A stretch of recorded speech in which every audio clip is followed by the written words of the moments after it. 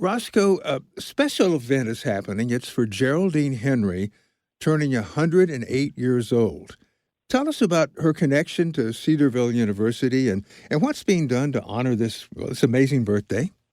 I appreciate you asking, Richard. Geraldine Henry, to the best of our knowledge, is the oldest living alumnus of Cedarville College, Cedarville University. She graduated from Cedarville College back in 1934.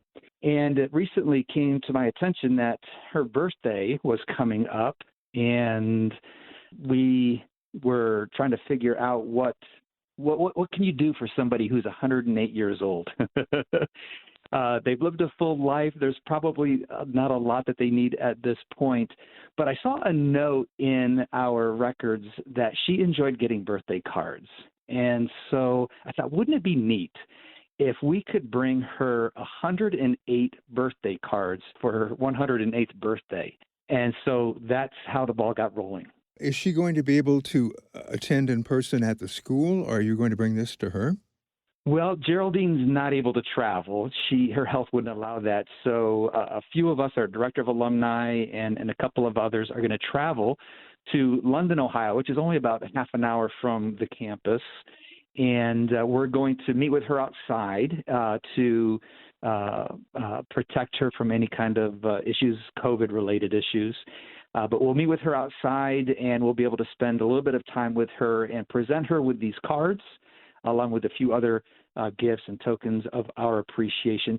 Geraldine, I mentioned she is our oldest living alum, but well into her 90s. She was an active alumnus. She attended events on campus. She came to homecoming. She was part of what we call our Heritage Alumni Society. And she also supported Cedarville University through giving.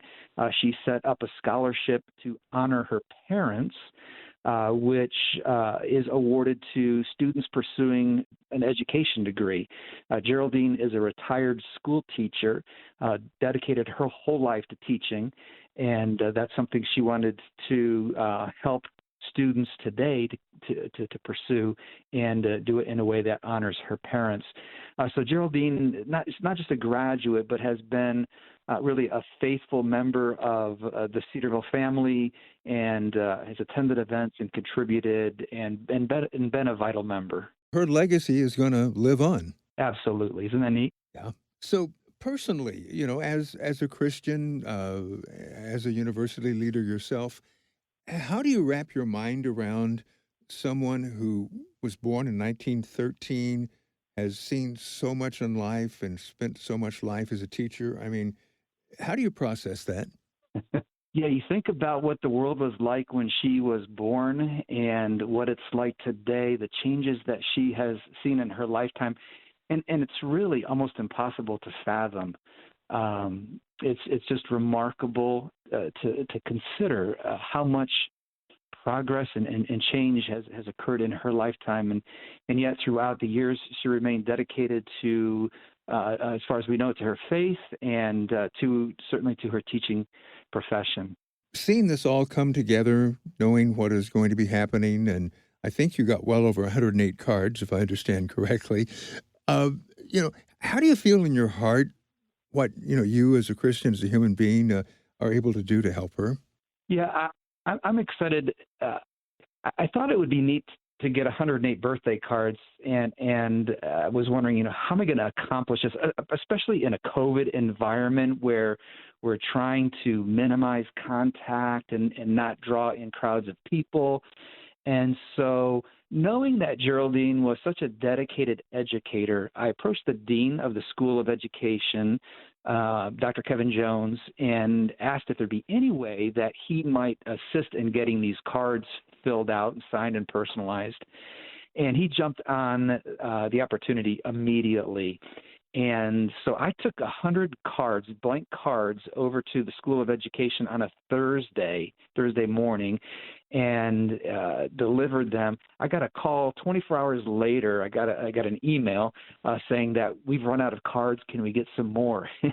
So I was overwhelmed. So that was kind of the first real blessing of this whole experience, is just to see how the students and the faculty in the School of Education took on this project with such enthusiasm and such energy.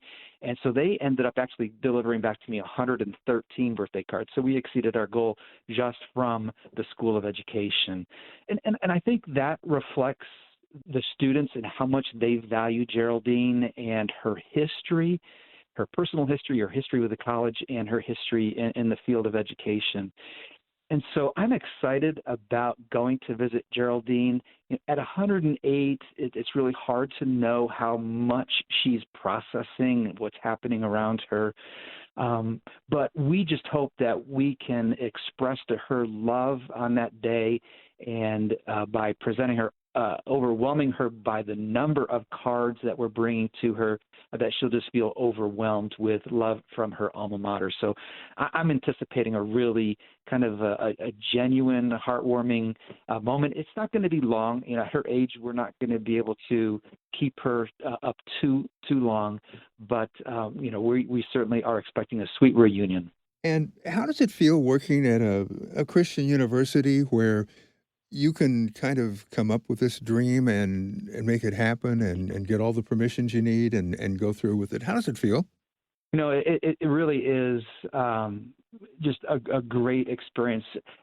From the inception of the idea, I have had nothing but complete, full support from supervisors, administration, as I said, from the department or from the School of Education.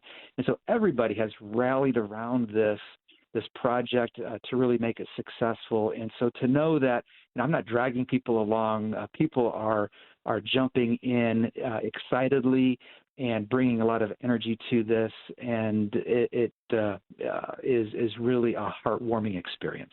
All right, Roscoe Smith, we sure appreciate your sharing with us. Thank you so much, Richard. I appreciate the opportunity.